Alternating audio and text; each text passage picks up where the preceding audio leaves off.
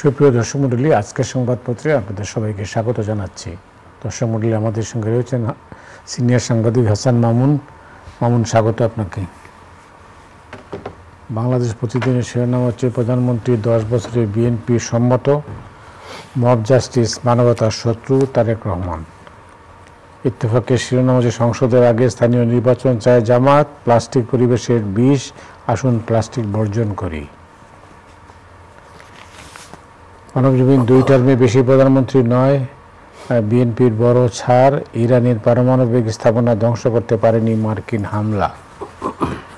কালের কণ্ঠ, মাদকের আগ্রাসন বাড়ছে, যুদ্ধবিরতির স্থায়িত্ব নিয়ে সংশয়।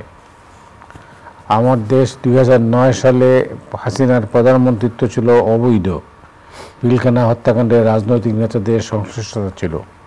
কালবেলা এসএসসি এইচএসসিতে বন্ধ হচ্ছে সহানুভূতির নম্বর, ইসরায়েল যুক্তরাষ্ট্র যে কারণে ব্যর্থ। আমাদের সময়ে সর্বোচ্চ 10 বছর প্রধানমন্ত্রিত্ব নিয়ে শর্ত সাপেক্ষে একমত, গোয়েন্দা ও ট্রাম্পের তত্ত্বে বিস্তর গরমিল। সময়ের আলো, ইরানে পরমাণু স্থাপনা ধ্বংস হয়নি, সীমানা পুনর্বিন্যাসের চাপে ইসি। দেশ রূপান্তর দীর্ঘমেয়াদী ষড়যন্ত্রের ফল, হামলার পরও ধ্বংস হয়নি ইরানের পরমাণু স্থাপনা। খবরের কাগজ, বেপরোয়া মাদক চক্র, এত ধ্বংসযোগ্য ইসরায়েল আগে দেখেনি। দিনকাল হয় আমরা থাকবো, না হয় তোমরা, প্লাস্টিক হুঙ্কার দিচ্ছে। আওয়ামী ফ্যাসিবাদ দেশকে সর্বগ্রাসী রাষ্ট্রে পরিণত করেছিল, বিবৃতিতে তারেক রহমান। করতোয়া কুল কিনারা হচ্ছে না ঐকমত্য কমিশনে, সাবেক সিইসি হাবিবুল আউয়ালও গ্রেপ্তার। শিরোনাম যেটা দেখলাম সেটাতে হচ্ছে যে আপনার এই সংস্কার নিয়ে ভিন্ন মত এখন স্পষ্ট। এই প্রধানমন্ত্রী তো 10 বছর এইটা নিয়ে সমঝোতা হয়েছে, বাকিগুলোতে তো ভিন্ন মত দেখা যাচ্ছে। আপনার কি মত, আপনি কি দেখছেন? মতি ভাই, ধন্যবাদ, অনেকদিন পরে এলাম। জাতীয় ঐকমত্য কমিশন যেসব বিষয়ের সংস্কারকে মৌলিক সংস্কার বলছিল, মূলত সংবিধান সম্পর্কিত বিষয়গুলো, সেগুলোতে কিন্তু প্রথম দফার বৈঠকে ঐকমত্য হয়নি। তো প্রত্যাশা ছিল যে দ্বিতীয় দফার বৈঠকে ঐকমত্য হবে। একটু বিরতি দিয়ে আবার আলাপ আলোচনা শুরু হয়েছে, কিন্তু ঐকমত্যের ক্ষেত্রে একটা ক্ষেত্র ছাড়া অন্য কোনো ক্ষেত্রে স্পষ্ট কোনো অগ্রগতি নাই এবং এক ধরনের বিনিময় হলো মনে হচ্ছে। বিএনপি নেতা সালাউদ্দিন সাহেব আজকে যেটা বলেছেন যে এনসিসি নিয়ে যদি কোনো চাপাচাপি না হয় তাহলে ওনারা এই যে 10 বছর প্রধানমন্ত্রিত্ব, এর বেশি না, এটা মেনে নিতে রাজি, এবং এটা বিএনপির উচ্চ পর্যায়ের বৈঠকে তারেক রহমান সাহেব সম্ভবত এটাতে সম্মতি দিয়েছেন। তো আমরা তো জানি এবং অনেকেই এটা ধরে নিচ্ছে যে নির্বাচন হলে বিএনপি জয়যুক্ত হওয়ার সম্ভাবনা বেশি, এবং বিএনপি জয়যুক্ত হলে তারেক রহমান সাহেব পরবর্তী প্রধানমন্ত্রী হবেন, এইরকম কথাবার্তা বাজারে তো আছে। তো এই অবস্থায় এখানে কিন্তু তার ব্যক্তিগত সিদ্ধান্ত জড়িত। আমরা তো জানি যে এই দলগুলোর মধ্যে ব্যক্তির একটা প্রাধান্য আছে, পরিবারের প্রাধান্য আছে, ব্যক্তির প্রাধান্য আছে। এটা আমরা পছন্দ করি বা না করি, এটা আছে। আওয়ামী লীগে আছে, বিএনপিতে আছে, জাতীয় পার্টিতেও আছে। জাতীয় পার্টিতে জিএম কাদের সাহেবকে নিয়ে তো তোলপাড় চলছে। সম্মেলন স্থগিত হয়েছিল, এক পক্ষ চাচ্ছিল আরেক পক্ষ করবে। আজকে আবার সমঝোতার খবর আছে যে সম্মেলনটা জোর করে কেউ করছে না। জিএম কাদের সাহেবের কর্তৃত্ব অস্বীকার করার একটা চেষ্টা শুরু হয়েছে দলের একাংশের তরফ থেকে। তার মানে সেখানে উত্তরাধিকার ইত্যাদি আছে। তো যাই হোক, যেটা বলছিলাম, তারেক রহমান সাহেব সম্মত হয়েছেন, এটা একটা বড় অগ্রগতি। তারেক রহমান সাহেবের বিচক্ষণ নেতৃত্বের কিন্তু প্রশংসা করা হচ্ছে।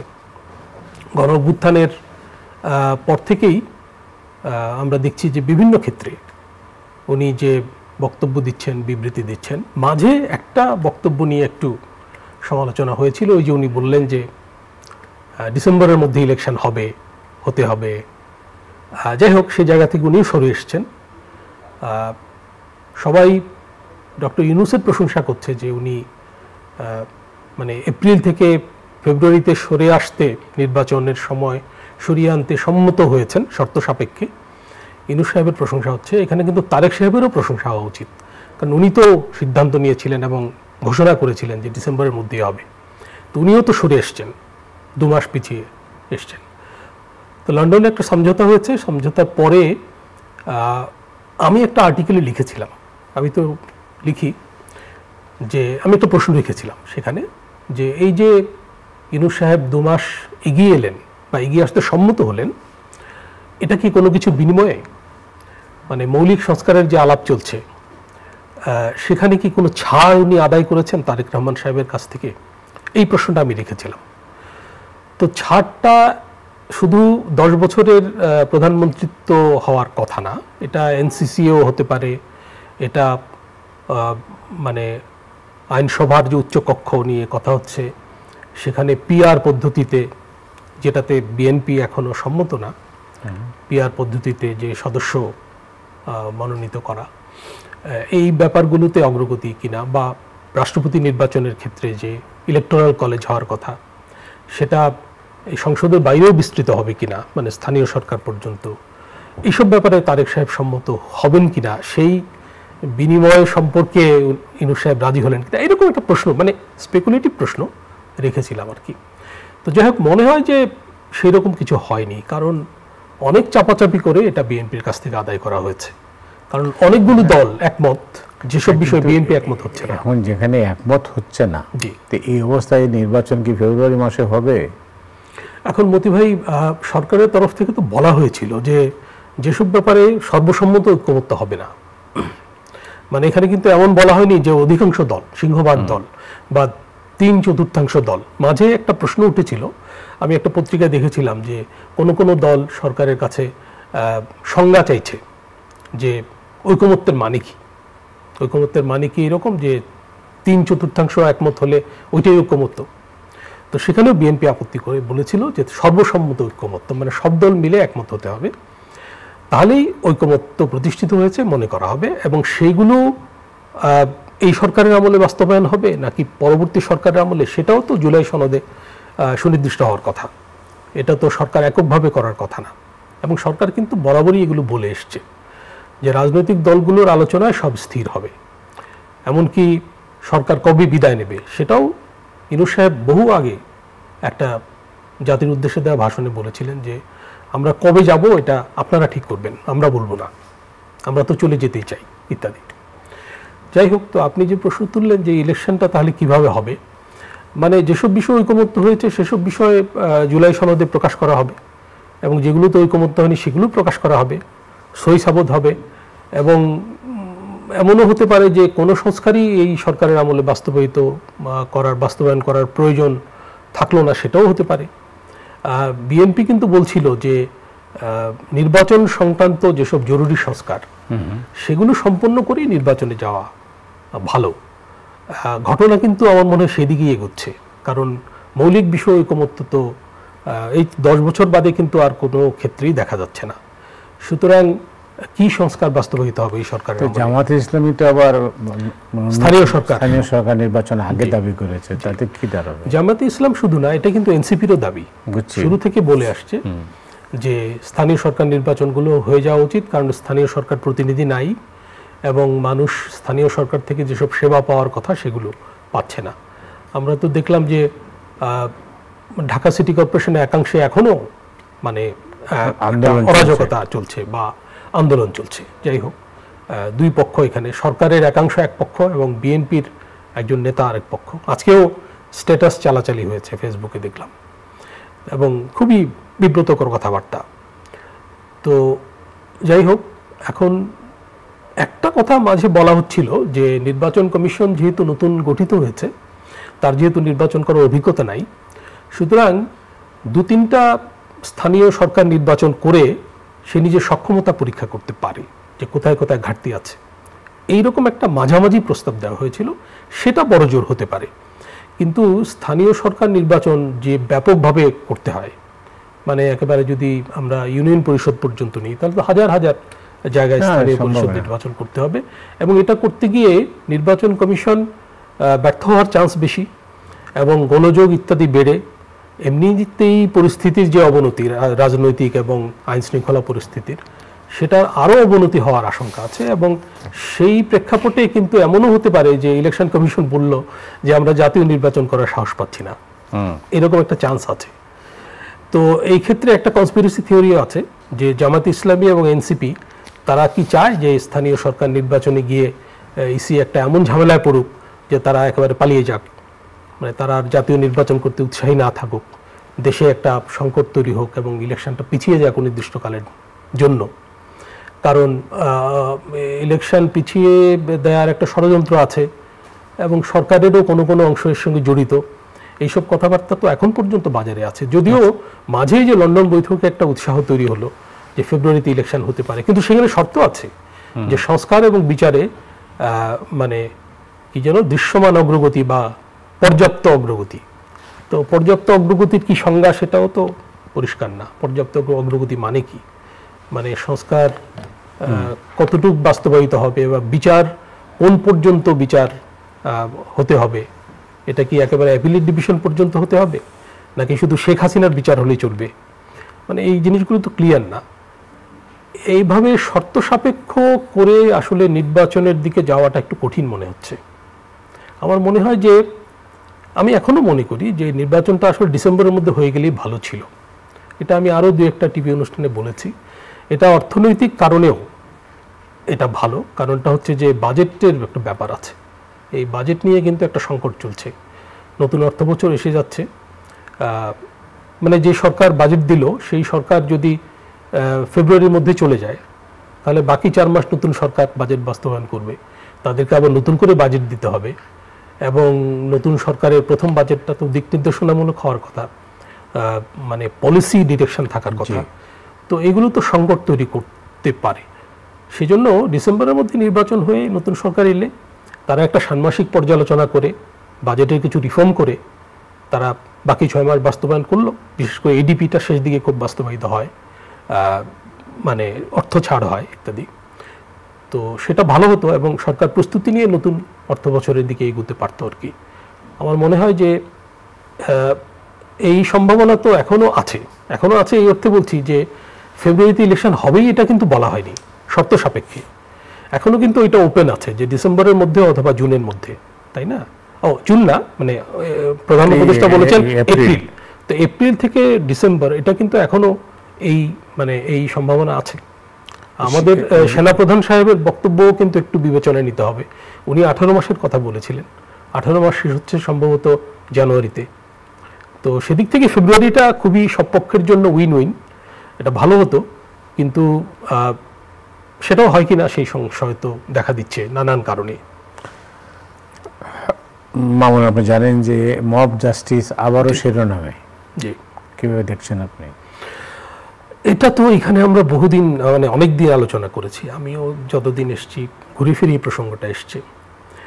মতিভাই, এটা খুবই দুর্ভাগ্যজনক যে গণ অভ্যুত্থানের যারা প্রতিপক্ষ তারা কিন্তু এই মব জাস্টিসের কারণে, মব জাস্টিস বলি বা মব ভায়োলেন্স বলি, কোনো সংবাদপত্র বলছে মব সন্ত্রাস,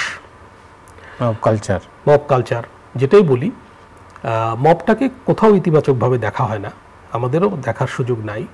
এবং এটা বলার সুযোগ নাই যে কোন আমলে শুরু হয়েছিল, স্বাধীনতার পর শুরু হয়েছিল সুতরাং এবারও হবে, কিংবা অমুক সরকারের আমলে হয়েছিল, কিংবা বড় বড় নেতা মবের শিকার হয়েছিলেন সুতরাং ছোট ছোট নেতারাও মবের শিকার হবেন। এগুলো পাল্টাপাল্টি, আসলে এগুলো হচ্ছে পূর্ণ বন্দোবস্ত। এই যে যারা জুলাই আন্দোলনকারী, গণ অভ্যুত্থানের নেতৃত্ব দানকারী, তারা যে নতুন বন্দোবস্তের কথা বলছেন, তারা যদি মব উস্কিয়ে থাকেন তাহলে আমি বলবো যে এটা পুরনো বন্দোবস্তের মধ্যেই তারা আছেন। কারণ এটা তো আমরা দেখেছি মির্জা ফখরুল ইসলাম আলমগীর সাহেবের মতো ভদ্রলোক নেতাও মবের শিকার হয়েছেন, তাই না? ডক্টর কামাল হোসেন মবের শিকার হয়েছেন। তারপর এরশাদ পতনের পর শহীদ মিনারে নেক্কারজনক ঘটনা ঘটেছে, তাই না?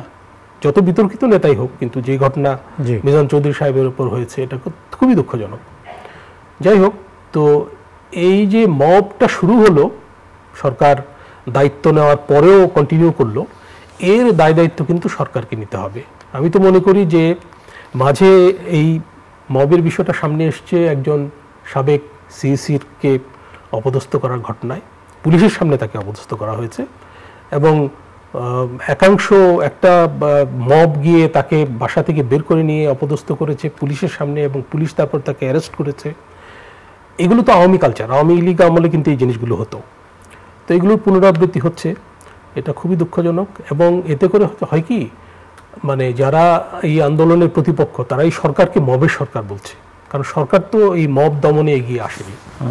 আপনি লক্ষ্য করবেন মতি ভাই, সেনাবাহিনীর তরফ থেকে যত কঠোরভাবে বলা হয়েছে, সরকারের তরফ থেকে কিন্তু সেভাবে বলা হচ্ছে না। বিবৃতি দেওয়া হচ্ছে, কিন্তু সরকারের কাছ তো বিবৃতি দেওয়া না। আজকে খবর আছে যে ওই ঘটনায় যারা জড়িত ছিল মবে, তারা কিন্তু আবার বিএনপির লোক দেখা যাচ্ছে, স্বেচ্ছাসেবক দলের সবাই। তো তাদের একজনকে সেনাবাহিনী গ্রেপ্তার করে পুলিশে সোপর্দ করেছিল, আর 2 জন বোধহয় আজকে আদালতে আত্মসমর্পণ করেছে। তো তাদেরকে জামিন দেওয়া হয়েছে আবার। তো আমি ব্যক্তিগতভাবে মনে করি যে এটা অবশ্য মানে আদালতের এখতিয়ার, আমার মন্তব্য করা ঠিক না। তবুও একজন নাগরিক হিসেবে মনে করি যে 2-4-5 দিন তাদের কিন্তু জেলে রাখা উচিত ছিল, এটা সিম্বলিক হতো। এবং এতে অন্যান্য লোকজন যারা মব করতে উৎসাহী তারা কিন্তু নিরুৎসাহিত হতো। আর এখন সেনাবাহিনীকে একটু তৎপর দেখা যাচ্ছে বিভিন্ন ক্ষেত্রে, এটা উৎসাহব্যঞ্জক। আমি মনে করি পুলিশের যে ডিমোরালাইজড অবস্থা, পুলিশ নৈতিকভাবে যেরকম পর্যুদস্ত আছে, সেটার কারণও আছে পুলিশের যে ভূমিকা ছিল বিগত শাসনামলে। তো এই অবস্থায় পুলিশের পক্ষে আসলে মব দমন করা কঠিন। আমার মনে হয় স্পেশালি সেনাবাহিনীকে দায়িত্ব দিয়ে নামাতে হবে, এবং সেনাবাহিনী যদি 2-3টা ক্ষেত্রে কঠোর ব্যবস্থা নেয়, সেনাবাহিনীকে অনেক ক্ষেত্রে কিন্তু কঠোর ব্যবস্থা নিতে দেখা যাচ্ছে, কিন্তু মবের ক্ষেত্রে আমার মনে হয় সরকার সেনাবাহিনীকে উৎসাহ দিচ্ছে না। তো সেই উৎসাহ যদি দেয়, এবং এটা দ্রুতই নিয়ন্ত্রণে চলে আসবে আমি মনে করি। আর আমার এই দাবিও থাকবে যে অতীতে মানে এই ঘটনায় না, শুধু গত 10 মাস 11 মাসে মবের যেসব বড় বড় ঘটনা ঘটেছে, সেগুলোর জন্য যারা দায়ী তাদেরকে আইনের আওতায় আনা উচিত হবে। ধন্যবাদ। আপনি জানেন যে পিলখানা হত্যাকাণ্ডে যে একটা তদন্ত কমিশন হয়েছিল, স্বাধীন তদন্ত কমিশন, সেই কমিশনের একটা সংবাদ সম্মেলন হয়েছে গতকাল। সেখানে বলা হয়েছে যে পিলখানা হত্যাকাণ্ড দীর্ঘ ষড়যন্ত্রের ফল এবং রাজনৈতিক নেতাদের সম্পৃক্ততা পেয়েছে। কারো কারো বক্তব্য মানে এসছে আর কি, মানে মেইলে পাওয়া গেছে কারো কারো বক্তব্য। তো এটা তো দুর্ভাগ্যজনক। পিলখানা হত্যাকাণ্ডের তদন্ত বিগত সরকার একভাবে করেছিল, বিচার আচারের উদ্যোগও ছিল। তো এখন তো নতুন করে এটার তদন্ত করা হচ্ছে, এবং দেখা যাচ্ছে যে এটাতে ক্ষমতাসীন দলের লোকজন একাংশ জড়িত ছিল, বিভিন্নভাবে এটার পাওয়া যাচ্ছে। তো এটা খুবই দুঃখজনক যে পিলখানায় যে ধরনের ঘটনা ঘটেছে, একটি সরকার দায়িত্ব গ্রহণের পরপরই কিছুদিনের মধ্যেই, এবং এটা প্রতিহত করার জন্য যে ব্যবস্থা, উপযুক্ত ব্যবস্থা, তখনই কিন্তু এটা নিয়ে কথা হয়েছিল যে তড়িৎ ব্যবস্থা নেওয়া হলো না কেন। সেটা নিয়েও অনেক কনস্পিরেসি থিওরি আছে যে এটা ঘটতে দেওয়া হয়েছে, এবং সরকারের দায়িত্বপ্রাপ্তরা ভিতরে গেছেন কিন্তু খুব গভীরে যাননি, এবং তাদেরকে রক্ষার, যারা আক্রান্ত হয়েছিল তাদেরকে রক্ষার চেষ্টা করেননি। এবং এটা আমাদের সেনাবাহিনীকে দুর্বল করার একটা ষড়যন্ত্রের অংশও ছিল বলেও মনে করা হয়। তো এই বিষয়টা খুব সেন্সিটিভ, তো এটার ইনভেস্টিগেশন ভালোভাবে হওয়া উচিত, এবং আমি তো মনে করি যে সেনাবাহিনীরও এক্ষেত্রে ভূমিকা রাখা উচিত। কারণ এই ঘটনায় তো সেনাবাহিনীর অনেক সদস্য, অনেক বড়, অনেক অফিসার, মনে করা হয় যে কোনো যুদ্ধেও এত অফিসার একসঙ্গে প্রাণ হারায় না। তো একটা মানে নানা রকম ইস্যুকে ক্যাপিটালাইজ করে এই ঘটনা ঘটানো হয়েছিল। অনেক প্রশ্ন জনমনে আছে এই ঘটনা নিয়ে, এগুলোর মানে নিষ্পত্তি হওয়া উচিত অবশ্যই। এবার দৃষ্টি দেই আমরা মধ্যপ্রাচ্যের দিকে। মধ্যপ্রাচ্য পরিস্থিতি শান্ত তবে জটিল, নানা হিসাব নিকাশ মেলানো হচ্ছে। জি, মধ্যপ্রাচ্য পরিস্থিতি, একটা যুদ্ধবিরতি হয়েছে অবশ্যই ট্রাম্প সাহেবের উদ্যোগে, এবং ট্রাম্প সাহেবের এটাকে একটা দ্বিতীয় বিজয় মনে করা হচ্ছে। দ্বিতীয় বিজয় মানে উপমহাদেশে যে যুদ্ধ পরিস্থিতি হয়েছিল ভারত পাকিস্তান, যদি যুদ্ধ বলি এটাকে, সংঘাত, তো সেখানে তার উদ্যোগ কার্যকর হয়েছিল। সেজন্য শোনা যাচ্ছে যে পাকিস্তান থেকে তাকে নোবেল পুরস্কার দেওয়ারও মানে প্রস্তাব নাকি দেওয়া হবে। তো এই ঘটনায়ও নোবেল দেওয়ার মানে শান্তি পদক দেওয়ার প্রস্তাব আজকে বোধহয় এক কংগ্রেসম্যান জানিয়েছেন যাই হোক, এগুলো নিয়ে মানে হাসি ঠাট্টাও হচ্ছে যে ট্রাম্প যদি শান্তি পুরস্কার পান তাহলে এটা কেমন হবে। তো আমরা দেখলাম যে ইরান এবং মার্কিন যুক্তরাষ্ট্রের মধ্যে কিন্তু পরমাণু বিষয়ে আলাপ চলছিল উচ্চ পর্যায়ের। সেই পরিস্থিতিতেই হঠাৎ করে ইসরায়েল অ্যাটাক শুরু করলো, এবং এটা মনে করার কোনো কারণ নাই যে আমেরিকার অজান্তে এই ঘটনা ঘটেছে। তারপর ইসরায়েল যেটা বরাবরই চাচ্ছিল যে এই সংঘাতে আমেরিকা জড়াক, সেটাও ঘটল। এবং ট্রাম্প সাহেব 2 সপ্তাহ সময় নিয়েছিলেন যে ভাববেন কি করবেন। তো এর 2-3 দিনের মধ্যে উনি একক সিদ্ধান্তে, মানে কংগ্রেসের অনুমোদন নেননি, উনি অবশ্য কংগ্রেসের অনুমোদন নিতে বাধ্য না, কিন্তু পরে আবার কংগ্রেসকে বোঝাতে হবে যে কেন এই সিদ্ধান্ত নিয়েছিলেন। তো আমেরিকার ইতিহাসে এগুলো আছে যে প্রেসিডেন্ট এই ধরনের উদ্যোগ নেন, সিদ্ধান্ত নেন। তো সেই ধারাবাহিকতা ট্রাম্প এটা করেছেন। তো ওখানে ইরানের যে মূল যে পারমাণবিক স্থাপনা, সেখানে যে ধরনের হামলা করলে সেটা ধ্বংস হতে পারে, সেই হামলারও আয়োজন উনি করেছিলেন। কিন্তু তার আগেই সম্ভবত ইরানের যে মানে ইউরেনিয়াম, 400 কেজি ইউরেনিয়াম বলা হয় যে মানে মানসম্মত ইউরেনিয়াম আছে, যা দিয়ে পারমাণবিক কর্মসূচি এটা সরিয়ে নেওয়া হয়েছে। এটা সরিয়ে নেওয়াই স্বাভাবিক, কারণ এই যুদ্ধের শুরু থেকেই তো বলা হচ্ছিল যে ওইগুলো হচ্ছে লক্ষ্য। আরেকটা লক্ষ্যের কথা বলা হচ্ছিল বিশেষ করে ইসরায়েল থেকে, সেটা হচ্ছে ইরানে রেজিম চেঞ্জ, ইরানে যে মানে পশ্চিমারা যেটাকে বলে মোল্লাতন্ত্র, সেটা উৎখাত করা এবং সেখানে যে প্রতিপক্ষ আছে তাদেরকে ক্ষমতায় আনা। তো সেটা তো সম্ভব হয়নি, কারণ ইরান এই ঘটনায় বরং ইরানের ঐক্য আরও সলিড হয়েছে মনে হয়, এবং প্রতিপক্ষ দুর্বল হয়েছে আমার ধারণা। ইরানের ওপর ইসরায়েলের যে ধরনের হামলা হয়েছে, শুধু কমান্ডারদের মেরে ফেলা হয়েছে তা না, মানে পরমাণু বিজ্ঞানীদেরও মারা হয়েছে।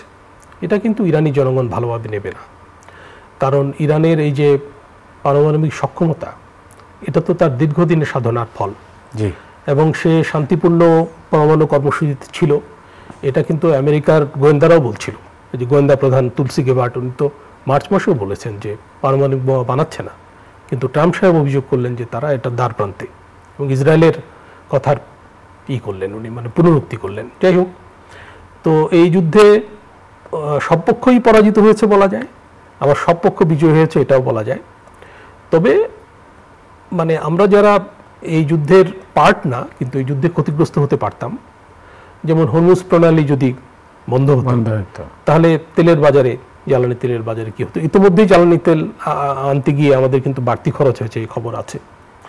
তো তেলের দাম খুব বাড়েনি, তেলের দাম আবার কমে আসবে। তেলের বাজার কিন্তু বেশ মানে মন্দায় ছিল, অর্থাৎ সহনীয় পর্যায়ে ছিল, এবং আমাদের ইকোনমিক ম্যানেজমেন্ট সহজ হচ্ছিল তেলের দামের কারণে, এবং দাবি ছিল যে তেলের দাম আমরা লোকালিও কমাতে পারি। যাই হোক, হরমুজ প্রণালী বন্ধ হয়নি এবং আমরা ক্ষতিগ্রস্ত হইনি। আমরা যারা তেল আমদানিকারক কিন্তু চায়নাও, আমেরিকাও তেল আমদানিকারক, এবং ভারতও হরমুজ প্রণালীর উপর নির্ভর করে তারা। আমরা অতটা নির্ভর করি না, কিন্তু আন্তর্জাতিক বাজারের উপর তো নির্ভরশীল। যাই হোক, তো আমরা খুশি যে এই উত্তেজনা প্রশমিত হয়েছে, কিন্তু এই যুদ্ধবিরতি কতদিন টেকে এইটা একটা দেখার বিষয়, এটা দেখার বিষয়। ঠিক, অনেক ধন্যবাদ আপনাকে। রাতের মতো এখানে বিদায় নিচ্ছি, আগামীকাল আবার দেখা হবে। শুভরাত্রি।